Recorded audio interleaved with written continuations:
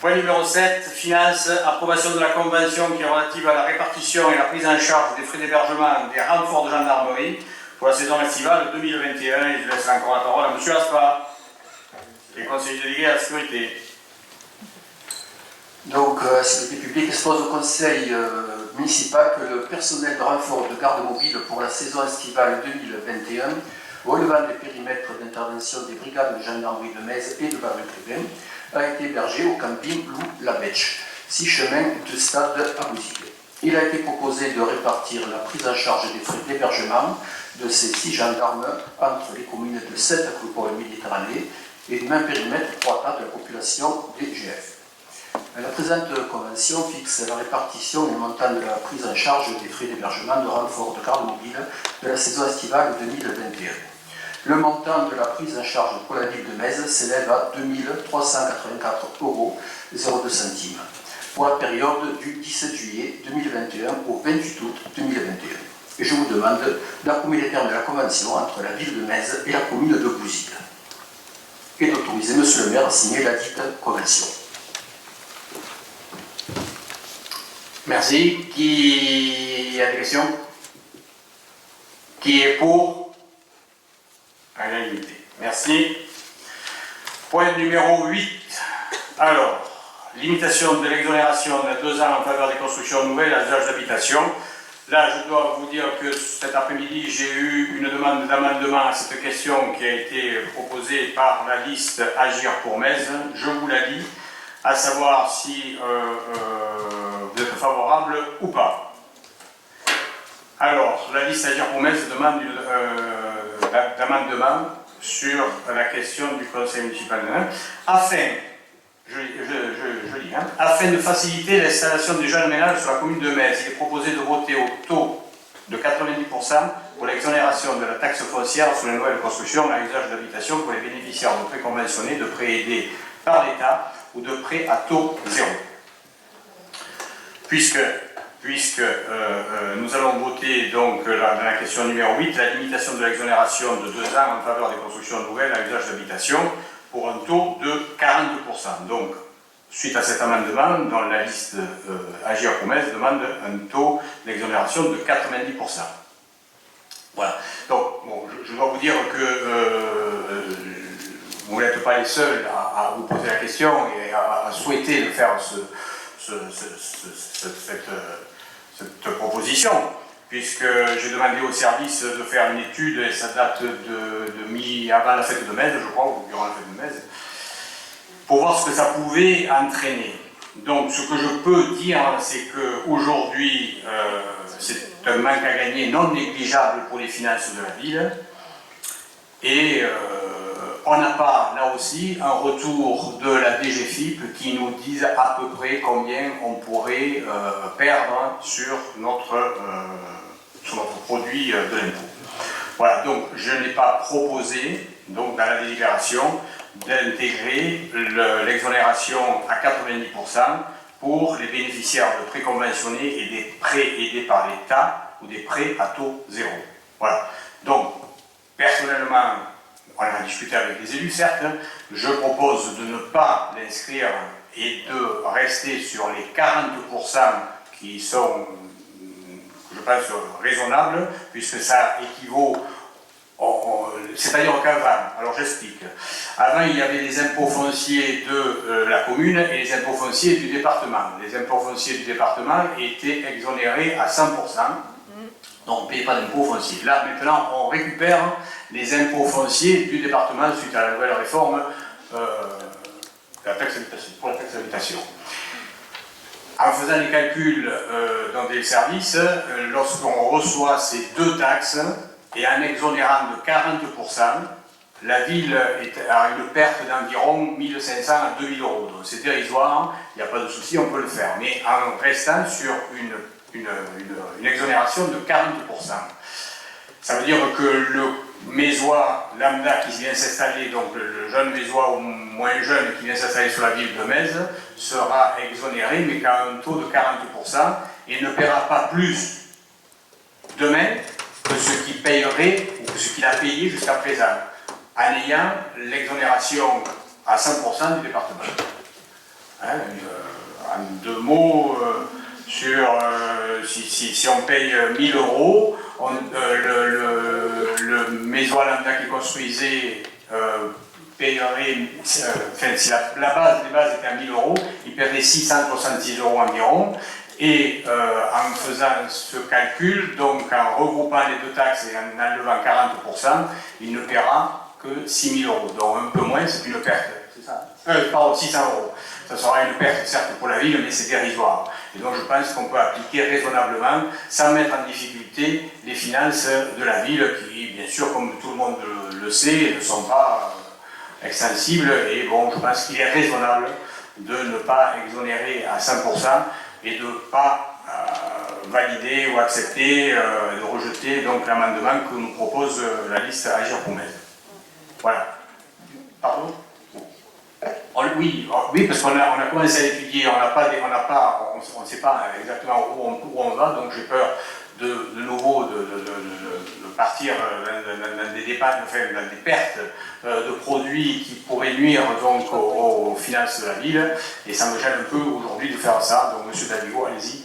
Oui, en fait, moi ça correspond. Mais je suis d'accord, j'aimerais bien le faire. Ça correspond voilà, à un public donné, puisqu'on sait que sur Metz, vous avez donné les chiffres des écoles, on voit bien que ce n'est pas des jeunes ménages qui s'installent, hein, puisque la démographie augmente à Metz et les écoles baissent. Donc on voit les types de ménages qui s'installent. Donc pour favoriser un peu ces types de ménages, ça aurait été une bonne mesure. Ensuite, je suis un peu surpris, vous dites, on a calculé, ça ferait 2 000 euros par an. À 40%. On l'a calculé à peu près, oui. Oui, donc si je calcule à peu près à 90%, j'arrive à 7 000 euros. Mais non, ça marche pas. Alors, franchement, ça marche pas comme ça. Alors, moi, personnellement, je suis pas. Mais ça me choque, quoi, parce que c'est un pourcentage. Donc, vous dites que vous avez calculé une base si vous maintenez 40%, c'est dérisoire, ça fait 2 000 euros. Bon, moi, je suis bête, donc je calcule un pourcentage. Et je m'aperçois que c'est encore dérisoire au niveau de 22 millions d'euros de budget d'implanter ça, quoi. Donc on maintient notre proposition. Je pense qu'au niveau du budget global de la ville, 22 millions d'euros, si j'ai bien entendu Madame Malaviol, je peux considérer que c'est négligeable. Oui, si c'est 3 ou 4 000 euros, c'est rien, quoi. Je suis d'accord. Mais je ne suis pas sûr que ce soit ça, parce qu'on n'a pas une donnée exacte. Soit des gens qui mais, dans l'amendement. Oui, je comprends. Les 90% ne portaient pas sur la totalité du public, on est bien d'accord, monsieur le maire. Ça ne concernait que les ménages aidés par les prêts conventionnés et les prêts de l'État. Donc ça réduit terriblement l'impact budgétaire pour la ville. C'était que les prêts zéro, les prêts conventionnés, les pour prêts... les 90%, ce que dit M. Davigo. Hein. Oui.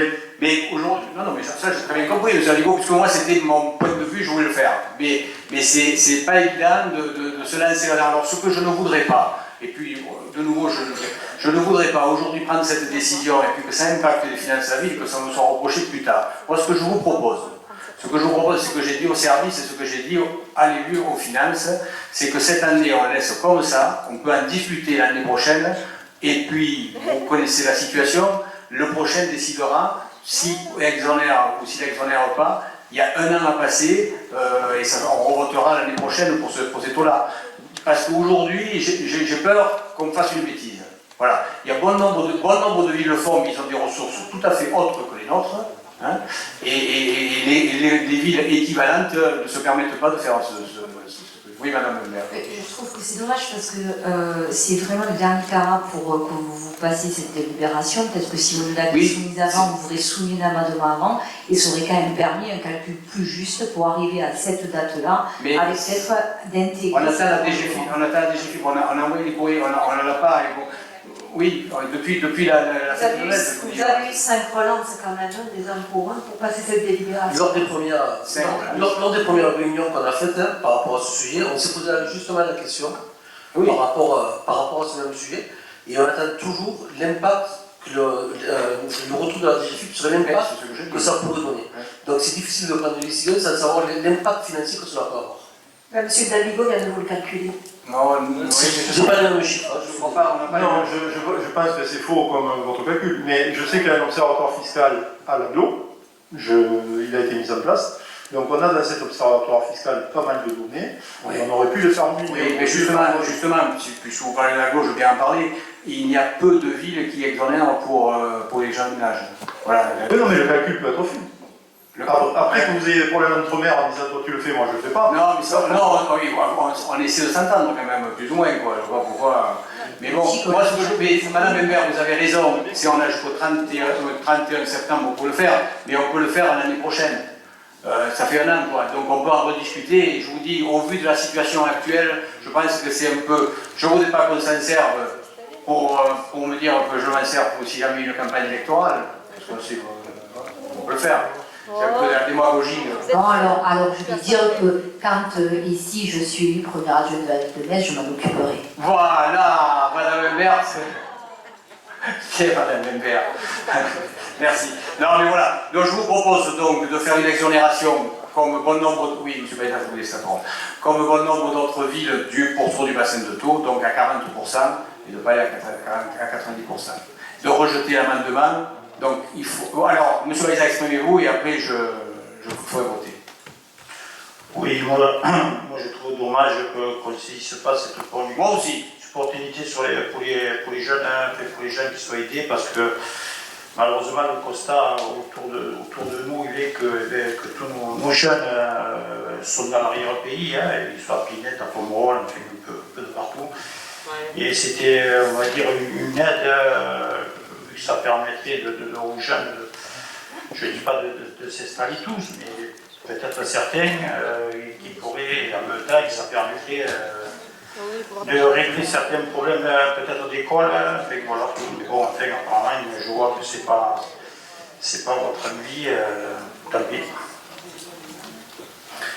Oui, non, mais oui, peut-être. Bon, après, aller à Pomerol, aller à Pinette, aller à Saint-Pardoire ou aller dans un autre village, c'est vrai que le prix du terrain est moins cher, les impôts, je pense qu'ils sont un peu moins chers.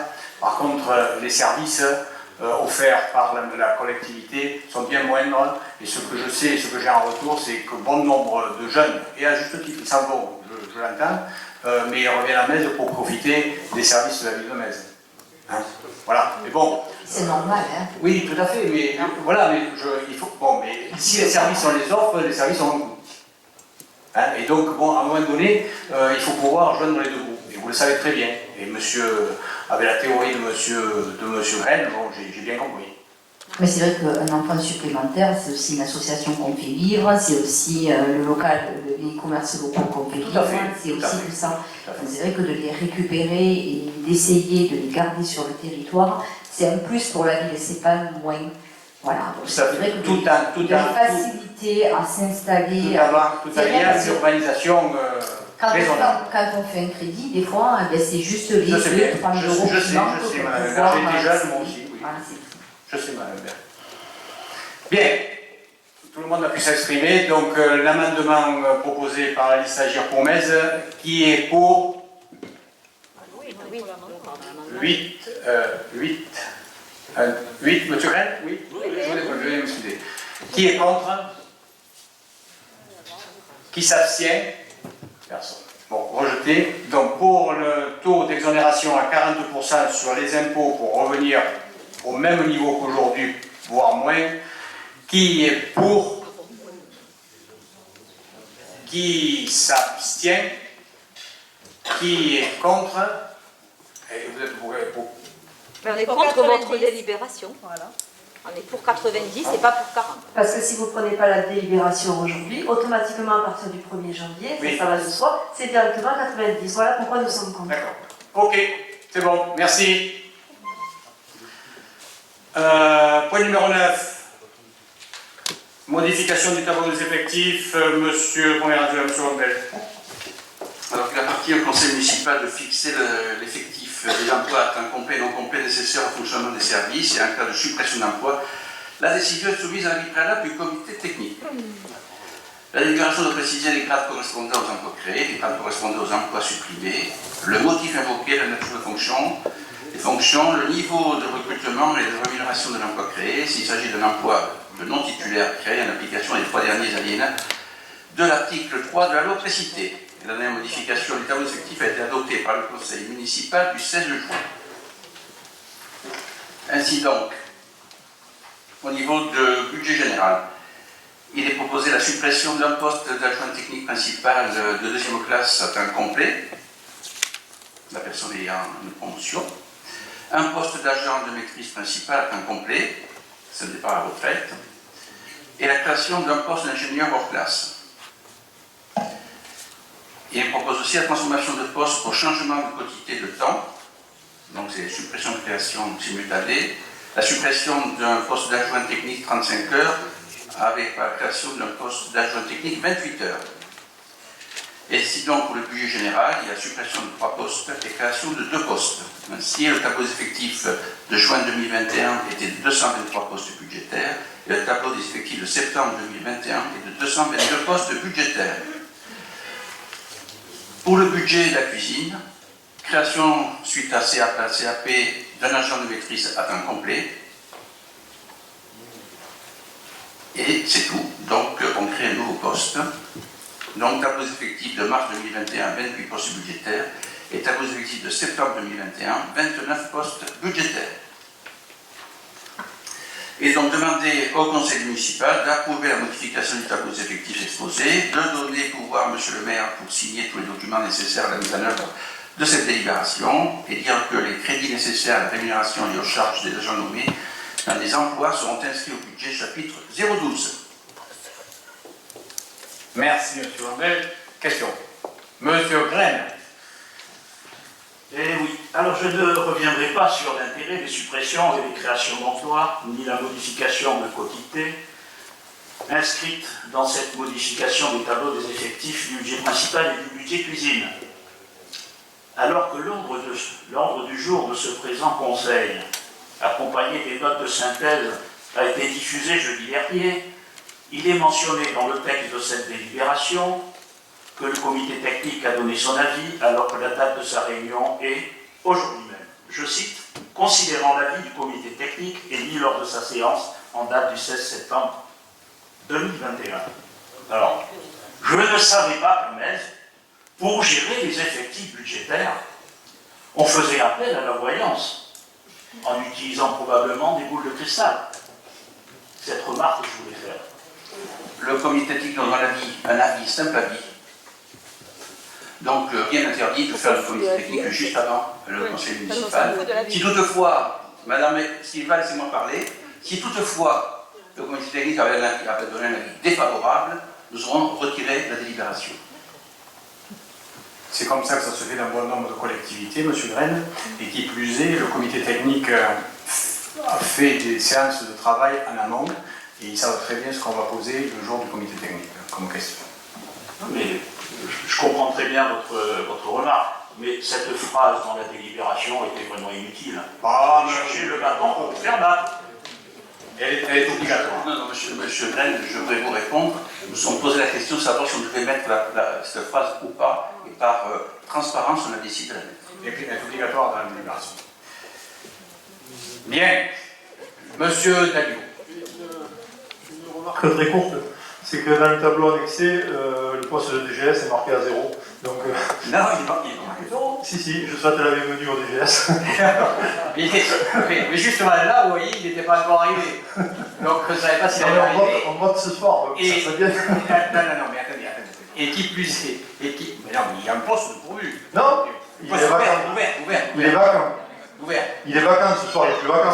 Et oui, mais on ne savait pas si ce matin il allait arriver. Et quand monsieur le DGS a été nommé, là, alors par contre, on ne savait pas que c'était lui qui allait. Et puis on ne savait pas si le DGS allait arriver le 16 ou le. À l'heure où on vote, je propose qu'on rectifie le tableau. Voilà, c'est tout. On rectifie le tableau. Ben oui. Et ça, on a le droit de le faire. Mais Je ne voudrais pas que monsieur Crène. la délibération, elle est à l'heure de 18h aujourd'hui. Oui, ce soir. mais Ce soir, le poste est occupé, donc vous ne pouvez pas dire qu'il est vacant, c'est pas possible. on peut le modifier. Bien sûr. Bon, alors, si monsieur Dalio est d'accord. Monsieur Crène, surtout, est-ce que vous êtes d'accord? Non, je ne suis pas d'accord. Voilà, alors attendez-vous et après vous Non, dites ce qu'il je faut vais vous faire. dire pourquoi. Par contre, Oui. la signature du nouveau DGS ne peut intervenir qu'à compter de demain matin, 0 heure. Mais il a rien signé encore, et dites, vous rigolez ou quoi? Jusqu'à maintenant, c'est moi qui signe. Non, mais signé. Préciser. Que monsieur le DGS a le droit de rien signer? Mais non. Mais il n'a rien signé du tout. Qu'est-ce qu'il signe? Il a rien signé du tout. Ah, mais signé quoi? Son contrat? Eh oui, je sais pas si vous l'avez signé. Ah, si vous l'avez signé. Voilà. Donc c'est un fond d'écriture. Oh. Non, excusez-moi, c'est un contrat, c'est post-contractuel ou... Enfin, c'est une nomination, c'est un arrêté, c'est un Non, arrêté. vous venez de dire contrat, c'est pour ça que... C'est contrat. Pardon. Donc, Ah, mais non. Je vais l'arrêter. Est-ce que c'est un poste fonctionnel? Bien, mis à part ça, vous êtes d'accord? Oui. Bien, qui est pour? Adopté. Allez, on passe au point numéro 10. Et ça concerne le foncier, le chemin de Caguelou. Donc, vous êtes tous au courant. Dans des travaux ont commencé, certes, il faut faire des acquisitions de parcelles. Vous avez les parcelles qui sont concernées avec un plan qui est joint. Donc voilà, c'est vous donner d'approuver bien sûr le principe d'acquisition de ces emprises nécessaires à l'élargissement du chemin de Caguelou. Et d'approuver les conditions de vente qui sont les suivantes. La commune de Metz donc prendra en charge ensuite du montant de l'acquisition, les frais notariés et les frais de publication aux hypothèques. Ce prix est fixé à l'achat à 15 € le mètre carré et de me donner toute délégation à moi-même donc ou à Madame Malaviole pour signer les actes d'acquisition des dites emprises avec les propriétaires concernés. Et bien sûr de dire, ça vous l'avez vu, je crois que les crédits destinés au financement de cette acquisition sont inscrits au budget de 2021. Il y a des questions là-dessus. Monsieur Baïza. Le 23 mars 2021, une belle publication nous annonçait le lancement de la piste cyclable Caguelou. Et aujourd'hui, 16 septembre 2021, vous souhaitez acquérir le terrain de Caguelou. Il faut encore se rendre à l'évidence que cette publication n'était que communication et l'acquisition des parcelles de Caguelou n'étant pas faite. 15 €, sur quelle estimation vous basez-vous? Je constate que l'emprise réservée ER numéro 3 du PLU était sur la partie nord. Dans le PLU, il n'était pas prévu de grandir au sud. Il est vrai que le non-respect du PLU sur notre commune est monnaie courante. Bon nombre de propriétaires ne sont pas d'accord sur le prix d'achat proposé par la ville. Mais j'apprends par les propriétaires que la ville s'engage à prendre en charge les murs de soutènement et des haies. Vous avez lancé un marché pour faire des murs de soutènement sur le chemin de Caguelou. En avez-vous chiffré le coût global? Allez-vous aussi faire le mur de soutènement de GGL comme il est prévu? Encore une fois, vous nous demandez de signer un chèque en blanc. La concertation n'est pas votre fort, donc nous voterons contre. Vous êtes libre, monsieur Baïza. Bien, je mets aux voix qui est pour. Vous répondez pas?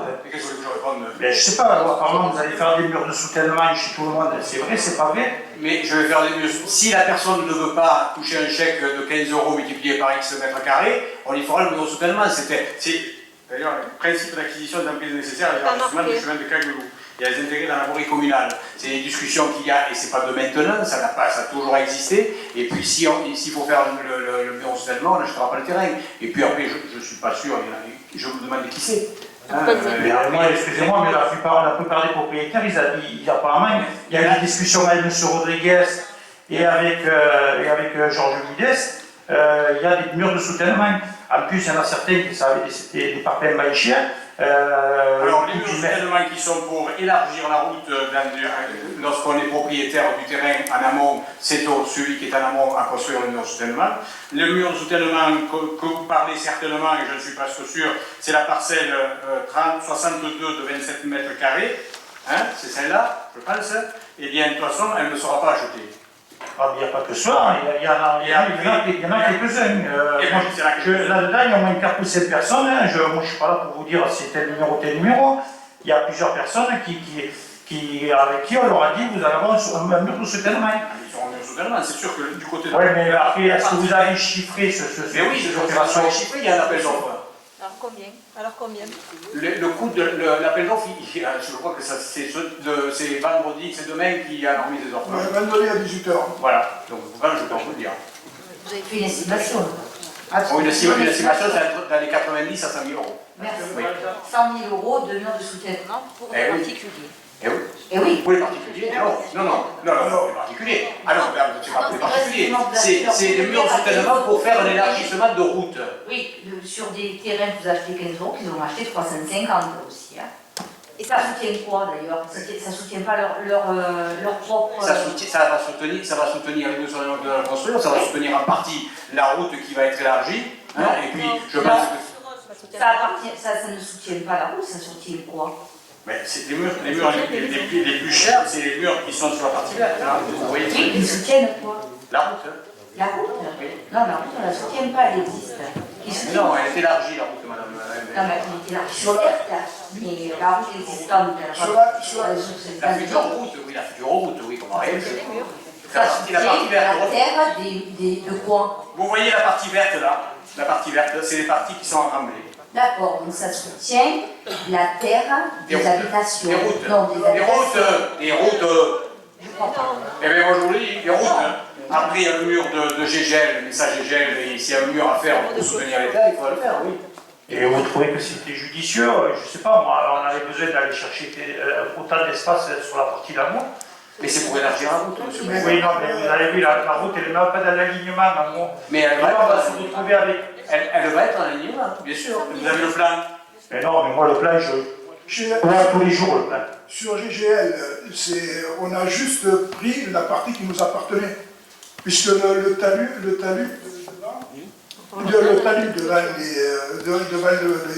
terrains de GGL nous appartenaient. On est chez nous, là, on n'a pas acheté le terrain. Là. Oui, mais vous n'avez pas acheté le terrain, mais vous avez décaissé et vous êtes obligé de leur faire un mur en parpaing branché qui va coûter le prix fou. Oui, il faut bien soutenir les terres, monsieur Vaïza, sinon après les terres. Et pour gagner très peu d'espace là, très peu d'espace, vous pensez que c'est que très peu d'espace qu'il y a là? Eh ma foi.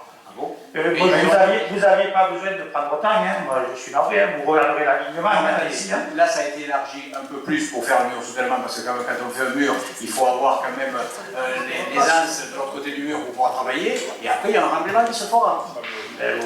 Voilà. Mais on verra bien. Ça va coûter. Mais alors, ne soyez pas quand même contre un élargissement de la rue de Cagolo, enfin, je ne comprends pas. C'est quand même spécial. Monsieur le maire, on peut être contre le fait qu'un promoteur comme GGL se retrouve avec un mur qui ne coûte rien et que lui il va vendre à ses particuliers. Ça, on peut être contre. Le mur, il sera chez nous. Il ne sera pas sur le GGL. Là, oui, parce qu'on l'a acheté. Non, on n'a pas acheté. Là, les terrains qui ont été capés, ça nous appartient. C'est à nous là. Ça n'a pas été acheté. Par contre, les terrains en bas, sur la zone verte là, que je vous fais voir, là on achète les terrains et on fera un mur pour pas que parce que le mur il est aujourd'hui, on a recréé un, oui, c'est pas la charge du propriétaire, on est en partie contre. Sinon, on est de vide. Et autrement, ces 5 000 € ont été budgétés, madame Malagueule? C'était prévu dans les investissements. Oui, c'est investissement. D'accord, quelle ligne, s'il vous plaît?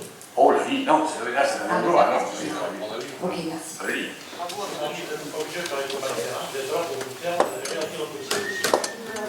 Bien. Non, mais je pense que tu vas dire bon, les explications quand même là, c'est un élargissement qui est nécessaire pour cette partie pour la sécurité et je pense que c'est un ouvrage qu'il faut réaliser quoi. Alors, à un moment donné, c'est vrai que ça a un coût. Non, mais si vous étiez un peu plus clair dans vos projets, le problème c'est qu'on apprend en discutant avec les gens. Non, attendez, mais l'élargissement de Cagolou, vous étiez non, mais l'élargissement, mais quand on entend qu'on va faire le mur de GGL, qu'on va faire un truc comme ça a un coût. Et le projet par lui-même, vous savez bien que sur la partie sud, c'était pas prévu. Vous avez tout changé. Non, vous regardez le PLU, c'était pas prévu. On ne devait pas acheter tout ce qui est de M. Belas, Mme Belas. Je n'achèterai pas, Mme Belas. Je n'achèterai pas. Mais je dis de ce côté-là, ça ne devait pas se faire. Oui, et vous savez comment?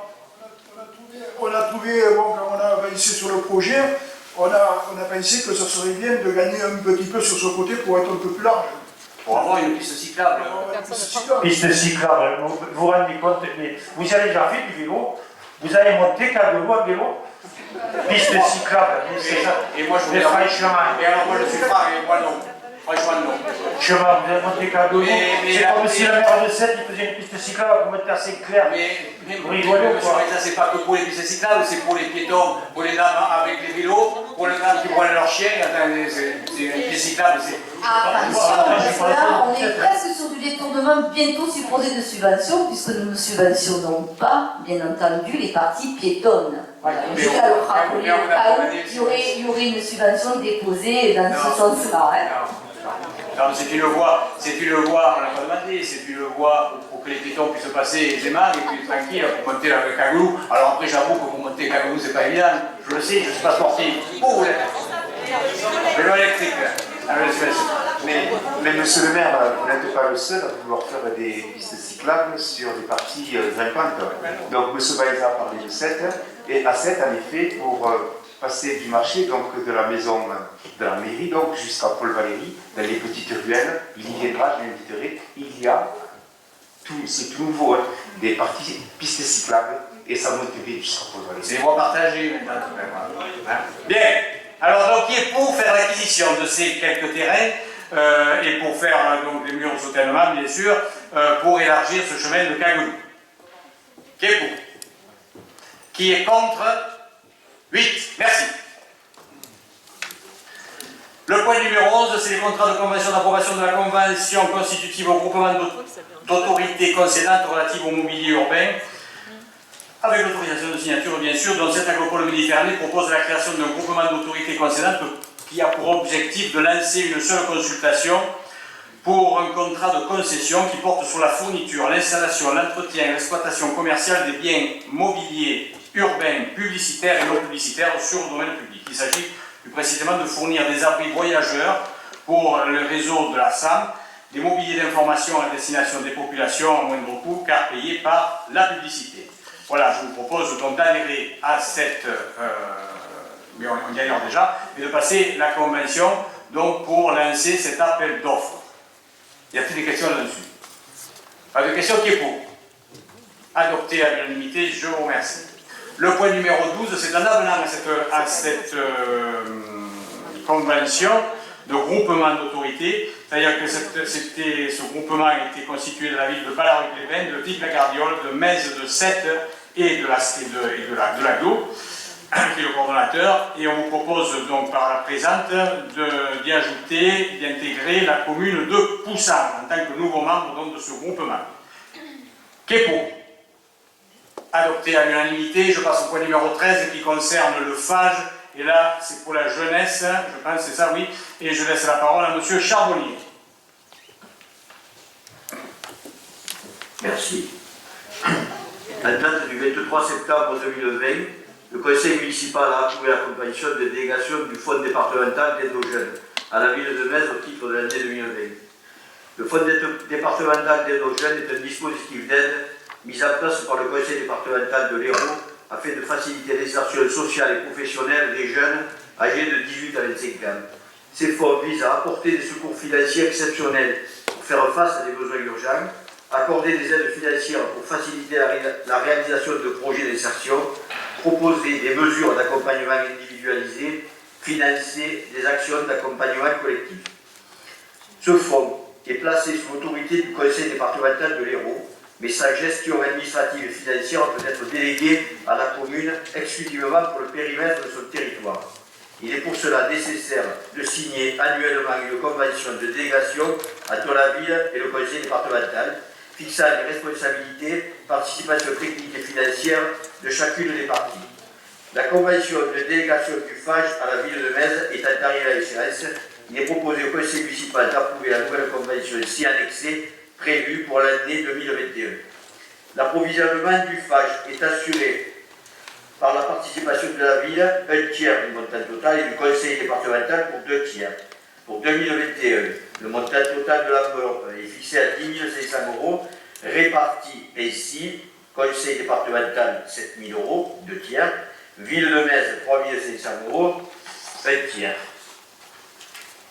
Après m'avoir entendu et en avoir délibéré, il est demandé au conseil municipal de bien vouloir approuver la convention de délégation de gestion du fonds départemental d'aide aux jeunes entre le conseil départemental et la ville de Metz, dire que ces crédits sont inscrits au compte de 657 362 subventions de fonctionnement aux organismes publics CCAS, autoriser M. le maire à signer la dite convention, charger M. le maire ou son représentant de prendre toutes les dispositions nécessaires à l'exécution de la présente délibération.